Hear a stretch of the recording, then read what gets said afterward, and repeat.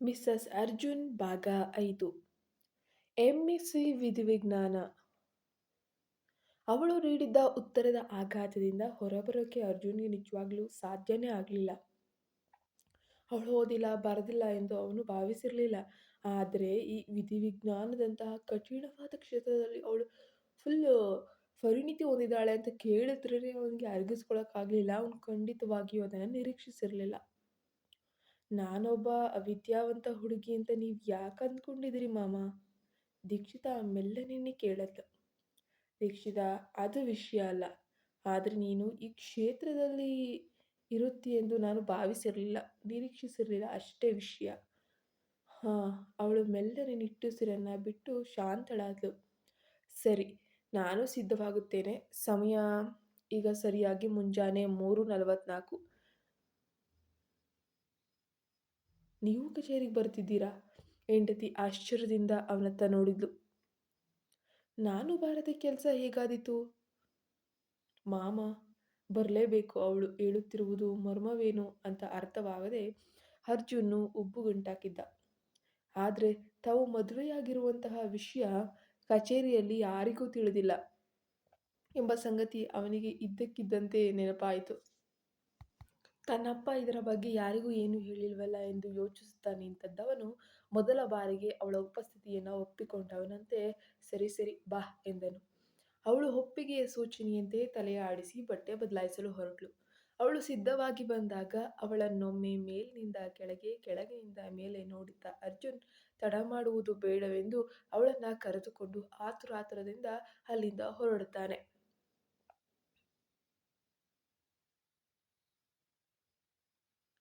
ಹಜಾರದಲ್ಲಿ ಕುಳಿತಿದ್ದ ತನ್ನ ತಂದೆ ಕಾರ್ತಿಕೇಯನವರ ಆಶ್ಚರ್ಯಚಕಿತವಾದ ನೋಟವನ್ನು ಅವನು ಗಮನಿಸಿಯೂ ಗಮನಿಸದಂತೆ ನಡೆದಿದ್ದ.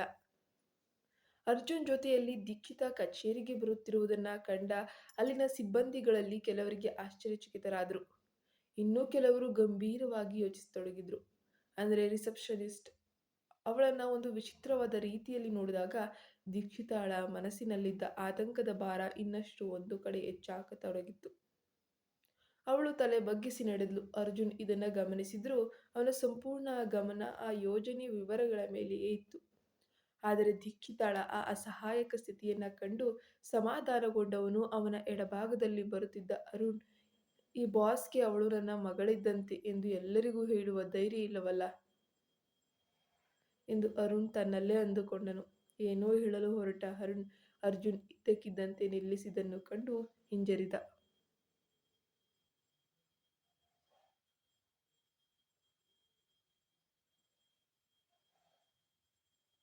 ಹೇಳರುಣ್, ನೀವೇನು ಹೇಳಬೇಕಂತಿದ್ದೀರಿ ಹೇಳ್ಬಿಡಿ. ಅದೇನಿಲ್ಲ ಬಾಸ್, ಅವರೆಲ್ಲರೂ ದೀಕ್ಷಿತಾ ಮೇಡಮ್ ಕಡೆಗೆ ಒಂದು ರೀತಿಯಲ್ಲಿ ನೋಡ್ತಾ ಇದ್ದಾರೆ. ಅವ್ರಿಗೆ ತುಂಬ ಕನ್ಫ್ಯೂಷನ್ಸ್ ಇದೆ ಅನ್ಸುತ್ತೆ ಎಂದು ಅರುಣ್ ಮಾತು ಮುಗಿಸುವಷ್ಟರಲ್ಲೇ ದೀಕ್ಷಿತಾ ಅವರಿಬ್ಬರ ಹತ್ತಿರ ಬಂದ್ಲು.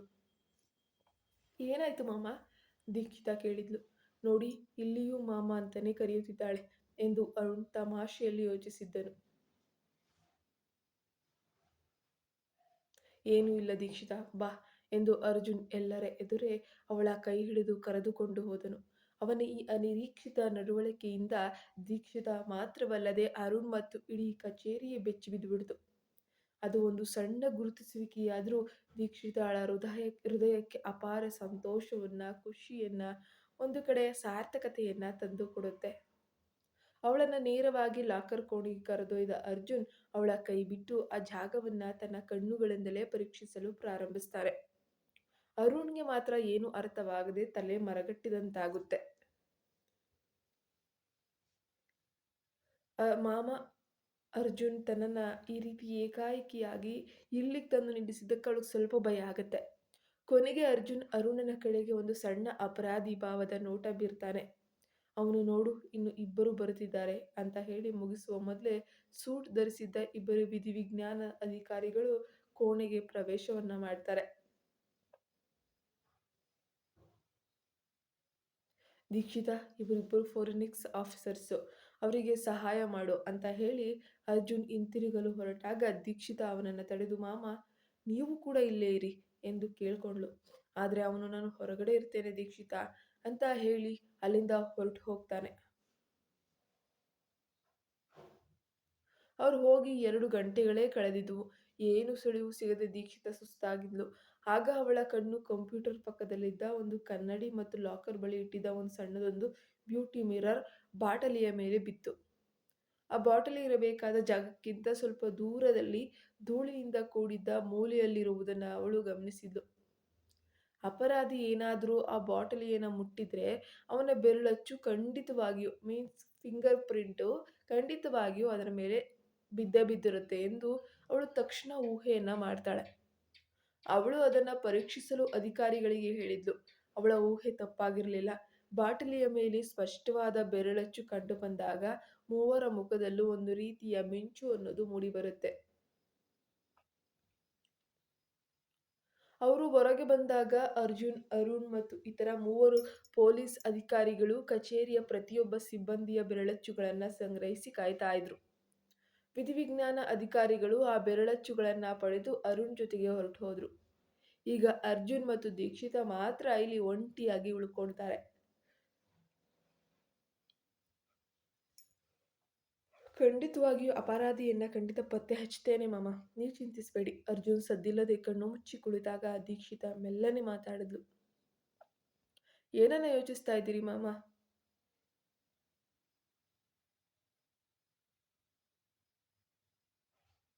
ದೀಕ್ಷಿತ, ನೀನು ಹೆಚ್ಚಿನ ವ್ಯಾಸಂಗ ಮೀನ್ಸ್ IAS ಸ್ಟಡೀಸ್ ನೀನು ಮಾಡ್ತೀಯಾ ಅಂತ ಕೇಳ್ತಾನೆ. ಇಲ್ಲ ಮಾಮ, ಈಗಿಲ್ಲ. ಯಾಕೆ? ಅದು ನಿನ್ನ ಭವಿಷ್ಯಕ್ಕೆ ಒಳ್ಳೆಯದಲ್ವೇ? ಇಲ್ಲ ಮಾಮ, ಈಗ ಮಗು ಮುಖ್ಯ. ನಾನು ಅದರ ಬಗ್ಗೆ ಯೋಚಿಸ್ಬೇಕಲ್ವೇ? ಇದು ಮಗುವಿನ ಮೇಲೆ ಪರಿಣಾಮ ಬೀರುತ್ತದೆ ಎಂದು ಹೇಳುತ್ತಿದ್ದಂತೆ ಅರ್ಜುನನ ಮನಸ್ಥಿತಿ ಇದ್ದಕ್ಕಿದ್ದಂತೆ ಬದಲಾಗೋಯ್ತು. ಅವನ ಮುಖದಲ್ಲಿ ಕ್ರಮೇಣ ಕೋಪ ಆವರಿಸಿತು. ನೀನು ಮನೆಗೆ ಹೋಗು ದೀಕ್ಷಿತಾ, ಉಳಿದುದನ್ನ ನಾನು ನೋಡ್ಕೊಳ್ತೇನೆ ಎಂದು ಬಿಗಿಯಾದ ಧ್ವನಿಯಲ್ಲಿ ಹೇಳಿ ಅವನು ಎದ್ದು ಹೊರಗೆ ನಡೆದಿದ್ದ. ಅವನಿಗೆ ಕೇವಲ ಆ ಮಗುವಿನ ಬಗ್ಗೆ ಮಾತ್ರ ಕಾಳಜಿ ಇತ್ತು ಎಂಬುದು ಅವಳಿಗೆ ಗೊತ್ತು. ಈ ಅನಿರೀಕ್ಷಿತ ಕೋಪವನ್ನ ಅವನ ಮುಖದಲ್ಲಿ ಕಂಡಾಗ ಅವಳಿಗೆ ಒಳಗೊಳಗೆ ಒಂದು ಕ್ಷಣ ನೋವಾಯಿತು.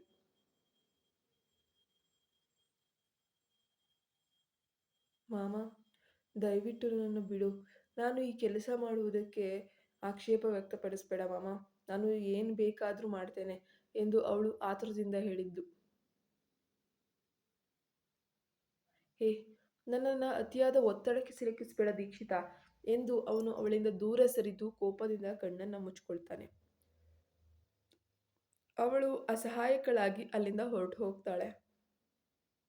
ರಾತ್ರಿ ಬಾಲ್ಕನಿಯಲ್ಲಿ ನಿಂತಿದ್ದ ದೀಕ್ಷಿತಾ ಅರ್ಜುನ್ ಕೋಣೆಯೊಳಗೆ ಪ್ರವೇಶಿಸುವುದನ್ನು ಕಂಡು ಅವನನ್ನ ಕರೆದ್ಲು ಮಾಮ ಅಂತ. ಅವನು ಕೇವಲ ತಲೆಯನ್ನಾಡಿಸಿ ನೇರವಾಗಿ ಸ್ನಾನದ ಮನೆಗೆ ಹೋಗ್ತಾನೆ. ಅವಳು ಅವನೊಂದಿಗೆ ಬಹಳ ಹೊತ್ತು ಮಾತನಾಡಬೇಕೆಂದು ಬಯಸಿದ್ಲು. ನಾವು ಬೇರೆಯಾಗಬಹುದೇ ಮಾಮ? ಕನ್ನಡಿಯ ಮುಂದೆ ನಿಂತಿದ್ದ ಅರ್ಜುನನ ಕಡೆಗೆ ತಿರುಗಿ ತುಟಿಗಳು ನಡುಗುತ್ತಾ ಅವಳು ಕೇಳಿದ್ಲು. ಅರ್ಜುನ್ ಮೌನವಾಗಿ ಅಲ್ಲೇ ಸ್ತಬ್ಧನಾಗಿ ನಿಂತನು.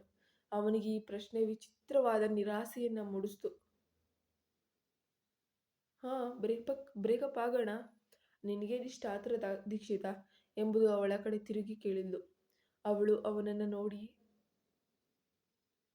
ಒಂದು ರೀತಿ ನಗಲು ಪ್ರಯತ್ನಿಸಿದ್ಲು. ಇದು ನನಗೆ ಸಹಾಯ ಮಾಡಿದ್ದಕ್ಕೆ ಧನ್ಯವಾದಗಳು. ದ್ರೋಹಿ ಯಾರೆಂದು ಈಗ ನನಗೆ ತಿಳಿದಿದೆ ಎಂದನು ಅರ್ಜುನ್. ಥ್ಯಾಂಕ್ಸ್. ಅವನ ಧ್ವನಿಯಲ್ಲಿದ್ದ ಭಾವನೆ ಅವಳಿಗೆ ಪೂರ್ಣವಾಗಿ ಅರ್ಥವೇ ಆಗಲಿಲ್ಲ. ಇರ್ಲಿ ಮಾಮ ಅಂತ ಹೇಳಿ ಅವಳು ಕೆಳಗೆ ಹೋದ್ಲು. ಈಗ ಅರುಣ್ ಅವನಿಗೆ ಕರೆ ಮಾಡ್ತಾನೆ. ಬಾಸ್, ವಿನೋದ್ನನ್ನ ನಾವು ವಶಕ್ಕೆ ಪಡೆದಿದ್ದೇವೆ. ಸರಿ, ನಾನು ಬರುವವರೆಗೂ ಅವನನ್ನ ನೋಡ್ಕೊ. ಮೊದಲು ವಿನಾಯಕ್ ಮಹಾದೇವನ್ ತಾಯಿಯನ್ನ ಬೆದರಿಸಿ ಡೇಟಾ ವಾಪಸ್ ಪಡೀರಿ. ನಂತರ ನಾನು ಅವನ ಕತೆ ಮುಗಿಸ್ತೇನೆ. ಅರ್ಜುನನ ಕಣ್ಣುಗಳಲ್ಲಿ ಸೇಡಿನ ಕಿಚ್ಚು ಮಿನುಗ್ತಾ ಇತ್ತು. ತನ್ನ ಹೆಂಡತಿ ಇಂತಹ ಐಡಿಯಾವನ್ನ ನೀಡಿದ್ರೆ ಏನಾಗ್ತಿತ್ತು ಎಂಬ ಯೋಚನೆ ಬಂದಾಗ ಅವನಿಗೆ ತನ್ನ ಮೇಲೆಯೇ ತನಗೆ ಕೋಪ ಬಂತು.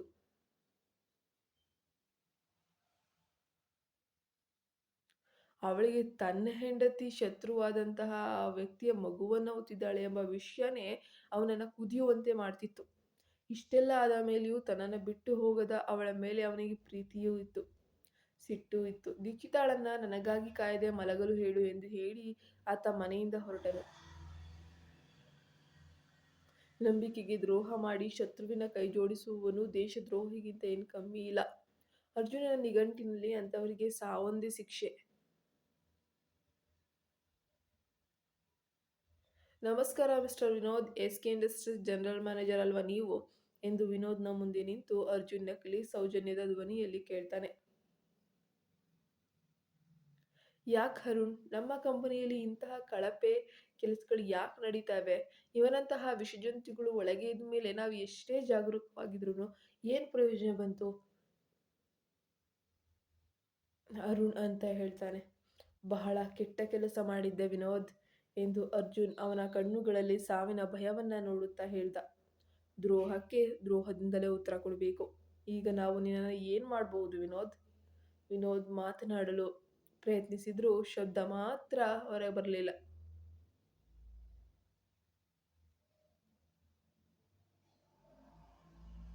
ನಾನು ಮೀನ್ಸ್ ನಮ್ಮ ಕಂಪ್ನಿಯ ಜನರಲ್ ಮ್ಯಾನೇಜರನ್ನ ಕಳ್ಕೊಳ್ಳೋದು ನನಗೂ ಕಷ್ಟವೇ. ನಮ್ಮ ಕಂಪ್ನಿಗೂ ಬಹಳ ದೊಡ್ಡ ನಷ್ಟನೇ ಅಂತ ಇಟ್ಕೋ. ನಾನು ನಿನಗೆ ಒಂದು ಅವಕಾಶ ನೀಡಬಹುದಿತ್ತು, ಆದರೆ ನಾನು ಮತ್ತೆ ಇಂತಹ ದೇಶದ್ರೋಹಿಗಳನ್ನ ನಂಬೋಕೆ ತಯಾರಿಲ್ಲ. ಅರ್ಜುನನ ಮಾತುಗಳು ವಿನೋದ್ನ ಕಿವಿಗೆ ಬೀಳುವ ಮೊದಲೇ ಅವನ ಕೈಯಲ್ಲಿದ್ದ ಪಿಸ್ತೂಲಿನ ಗುಂಡು ವಿನೋದ್ನ ಹಣೆಯನ್ನ ಸೀಳ್ಬಿಡುತ್ತೆ.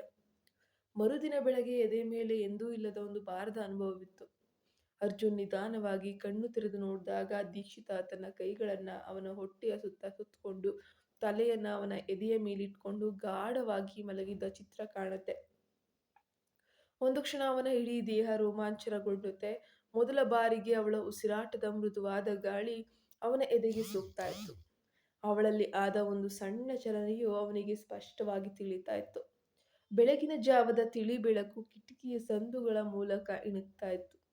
ನಿದ್ರೆಯ ಮಂಪರ್ನಲ್ಲಿದ್ದ ಅರ್ಜುನ್ ಕಣ್ಣುಗಳು ಪಕ್ಕದಲ್ಲೇ ಮಲಗಿದ್ದ ದೀಕ್ಷಿತಾಳ ಮೇಲೆ ನೆಲೆಗೊಂಡವು. ಚಂದಿರನಂತೆ ಹೊಳೆಯುವ ಅವಳ ಚೂಪಾದ ಮೂಗು, ನುಣುಪಾದ ಗಲ್ಲ ಮತ್ತು ಕಿವಿಯ ಹನಿಗಳನ್ನ ದಾಟಿ ಅವನ ದೃಷ್ಟಿ ಅವಳ ಕೆಂಪಾದ ತುಟಿಗಳ ಮೇಲೆ ನಿಂತಿತ್ತು. ಅವಳ ಎಡಗಣ್ಣನ್ನ ಮುಚ್ಚಿದ್ದ ಸಣ್ಣ ಕೂದಲಿನ ಎಳೆಯನ್ನ ಅತಿ ಮೃದುವಾಗಿ ಪಕ್ಕಕ್ಕೆ ತಳ್ಳಿದ್ದ ಅಭಯ್ ರೆಪ್ಪೆ ಬಡಿಯದೆ ಅವಳನ್ನೇ ನೋಡ್ತಾ ಇದ್ದ. ಆ ದಿನ ಅವನು ಅವಳನ್ನ ತನ್ನ ಹಾಸಿಗೆ ಮೇಲೆ ಮಲಗಲು ಹೇಳಿದ್ದಿನಿಂದ ಅವಳು ಎಂದಿಗೂ ಸೀಮೆಯನ್ನ ಮೀರಿ ಅವನ ಹತ್ತಿರ ಬಂದವಳಲ್ಲ. ಅವಳು ತನ್ನನ್ನ ತಾನು ಎಷ್ಟೇ ನಿಯಂತ್ರಿಸಿಕೊಂಡ್ರೂ ಇಂದು ಮಾತ್ರ ಅರಿಯದೆ ಅವಳು ಅವನಿಗೆ ಹತ್ತಿರವಾಗಿ ಮಲಗಿದ್ದಾಳೆ ಪಾಪ. ಎಷ್ಟೇ ಆದರೂ ತನ್ನ ಗಂಡ ಅವಾಗಿಂದನೂ ಪ್ರೀತಿ ಮಾಡಿದ್ದು, ಹಾಗಾಗಿ ಒಂದು ರೀತಿಯ ಒಂದು ಕಾಳಜಿಯೋ ಅದೊಂದು ಪ್ರೀತಿಯೋ ಗೊತ್ತಿಲ್ಲ. ತನ್ನ ಎದೆಯ ಮೇಲೆ ತಲೆ ಇಟ್ಟು ಮಲಗಿದ್ದ ಹೆಂಡತಿ ಎಚ್ಚರವಾದರೆ ಎಲ್ಲಿ ತನ್ನನ್ನು ತಪ್ಪಿತಸ್ಥ ಭಾವನೆಯಿಂದ ನೋಡುತ್ತಾಳೋ ಎಂಬ ಆತಂಕ ಆತನನ್ನ ಕಾಡ್ತಾನೆ ಇತ್ತು.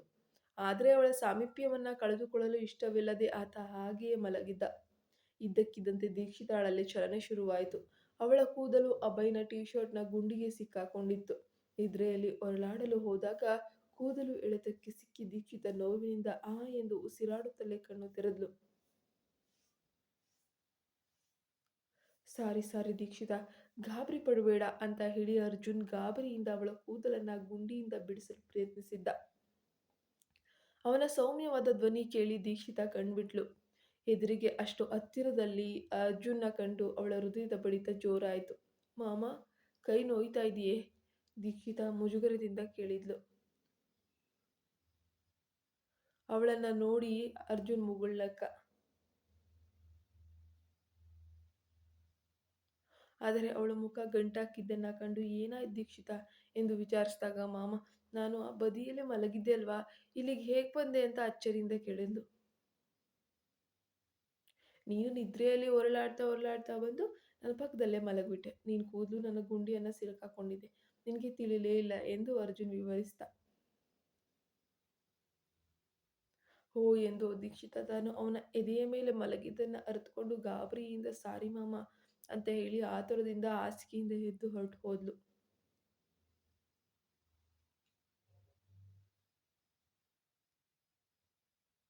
ಅತ್ತ ನಂದಿನಿಯ ಮನೆಯಲ್ಲಿ ವಾತಾವರಣ ಬಿಸಿಯಾಗಿತ್ತು. ನಂದಿನಿಯ ಗಂಡ ಕೋಪದಿಂದ ಕಿರಿಸ್ತಾ ಇದ್ದ. ಬಾಯಿ ಮುಚ್ಚು ನಂದಿನಿ, ಇಷ್ಟು ದಿನ ಸುಮ್ಮನಿದ್ದು ತಪ್ಪು ಮಾಡಿದೆ. ನಾನು ನಿನ್ನನ್ನು ಬಿಟ್ಟು ಹೋಗುತ್ತೇನೆ. ಆ ಮುದುಕನ ವಿಷಯವನ್ನ ನನ್ನಿಂದ ಮರೆಮಾಚಿದ್ದಲ್ಲದೆ ಅವಳ ಅಂದ್ರೆ ದೀಕ್ಷಿತಾಳ ಜೀವನವನ್ನು ಹಾಳು ಮಾಡಿದ್ದೀಯ. ಆಸ್ತಿಯ ಮೇಲಿನ ನಿನ್ನ ದುರಾಸೆಗೆ ಮಿತಿಯೇ ಇಲ್ವೇ? ನಂದಿನಿ ತನ್ನ ಗಂಡನ ಇಂತಹ ಉಗ್ರ ರೂಪವನ್ನ ನೋಡಿ ತಲ್ಲಣಿಸಿ ಹೋದ್ಲು. ಅವನ ಕೋಪದ ಕಟ್ಟೆ ಹೊಳೆದಿತ್ತು. ದೀಕ್ಷಿತಾಳ ಬದುಕನ್ನ ನರಕವಾಗಿಸಿದಂತಹ ನಂದಿನಿಯ ಕುತಂತ್ರಗಳು ಈಗ ಅವನಿಗೆ ಅರಿವಾಗತೊಡಗಿತ್ತು. ಎಸ್‌ಕೆ ಇಂಡಸ್ಟ್ರೀಸ್ ಅಜ್ಜು ತನ್ನ ಆಫೀಸ್ ಕುರ್ಚಿಯಲ್ಲಿ ಕುಳಿತು ಏನನ್ನೋ ಗಾಢವಾಗಿ ಅಂದ್ರೆ ತೀರಾ ಯೋಚಿಸ್ತಾ ಇದ್ದಾನೆ. ಅರುಣ್ ಎದುರಿಗೆ ನಿಂತು ಅವನನ್ನ ಗೊಂದಲದಿಂದ ಆದರೆ ವಿಧಿ ಅವಳಿಗಾಗಿ ಬೇರೆ ಆಟ ಕಾಯ್ದಿರಿಸಿತ್ತು. ಮುಂದಿನ ಅಧ್ಯಾಯದಲ್ಲಿ ನೋಡೋಣ. ದೀಕ್ಷಿತಾ ಮತ್ತು ಸುಭದ್ರಾಳನ್ನ ಭೇಟಿಯಾಗ್ತಾಳೆ. ಅರ್ಜುನನಿಗೆ ಈ ವಿಷಯ ಅನ್ನೋದು ತಿಳಿತದಾ? ಮುಂದೆ ಇವರ ಜೀವನದಲ್ಲಿ ಏನ್ ಕಾದಿದೆ ಘಟನೆ ನೋಡೋಣ. ನಮ್ಮ ಚಾನಲ್‌ಗೆ ನೀವಿನ್ನೂ ಸಬ್ಸ್ಕ್ರೈಬ್ ಆಗಿಲ್ಲ ಅಂದ್ರೆ ಈ ಕೂಡಲೇ ಸಬ್ಸ್ಕ್ರೈಬ್ ಆಗಿ ಪಕ್ಕದಲ್ಲಿ ಕಾಣೋ ಬೆಲ್ ಐಕಾನ್ ಒತ್ತೋದ್ರಿಂದ ನನ್ನ ಕತೆ ನಿಮಗೆ ಬೇಗ ಸಿಗುತ್ತೆ. ಮೆಂಬರ್ಸ್ ಎಲ್ಲರಿಗೂ 24 ಅವರ್ಸ್ ಮುಂಚಿತವಾಗಿ ನನ್ನ ಕತೆಗಳು ಸಿಗುತ್ತವೆ.